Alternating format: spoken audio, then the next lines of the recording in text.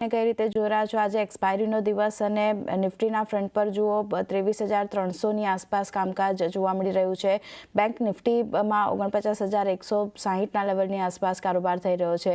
કઈ રીતે level specific તમે ધ્યાન રાખી રહ્યા છો? જે રીતની આપણે વોલેટિલિટી જોઈ રહ્યા છે, કઈ રીતે કામકાજ કરવું?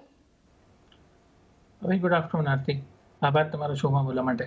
Very very good afternoon to Jagdishbhai. It's such a pleasure Jagdishbhai. Market oversold છે, ડાઉનસાઇડ થોડી લિમિટેડ હોય એવું લાગે છે, પણ ટ્રેન્ડ હજી પણ ડાઉન છે. રિવર્સલના કોઈ કન્ફર્મેશન આવ્યા નથી. આજે રિલાયન્સનું રિઝલ્ટ છે.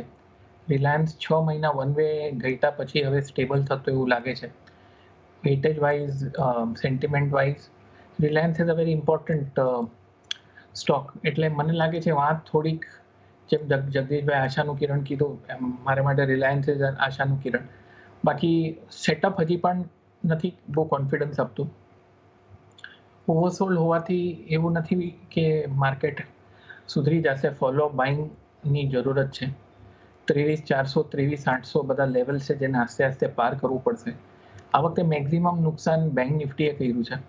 ચિંતાનું એક કારણ છે કે આટલો વખત આઈટી આઉટ પરફોર્મ કરી રહી હતી. ટેકનિકલી આઈટી થોડી ભારી, આઈટી ઇન્ડેક્સ થોડો ભારી થઈ ગયો એવું લાગે છે. એટલે મારા હિસાબે સ્ટોક સ્પેસિફિક રહેવું જોઈએ. બજેટ સુધી ખાસ કે બહુ મોટા રિસ્ક લેવાની, કારણ કે આવતા મહિનાથી તમે જોશો તો લોટ સાઇઝ પણ 3 ગણી વધી રહી છે. એટલેમાં વોલેટિલિટી વધશે, મૂવમેન્ટ ખરાબ આવશે. એટલે આઈ થિંક થોડુંક કોશિયસ રહેવું જોઈએ. જો તમારા એસઆઈપી હોય તો બંધ કરવાનો કોઈ સવાલ નથી. બાકી ક્વોલિટી ધ્યાન રાખો, મેઇન લાઇન સ્ટોક્સ, કારણ કે બધું ઠેકાણે પડતા ને મિડ કેપ, સ્મોલ કેપ ને બધું ક્લિયર થતા ટાઈમ લાગશે. વિક્સ બી 15.5ની ઉપર છે. જ્યાં સુધી નીચે નહીં આવે ત્યાં સુધી માર્કેટ બી થોડુંક, જેમ જગદીશભાઈ કીધું, એફઆઈ બી શોર્ટ છે. સો કોશિયસ, સ્ટોક સ્પેસિફિક રહેવું અને પ્યોર ક્વોલિટી, એવી મેઇન લાઈન હતી.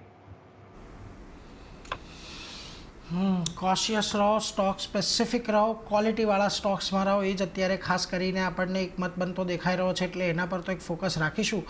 પરંતુ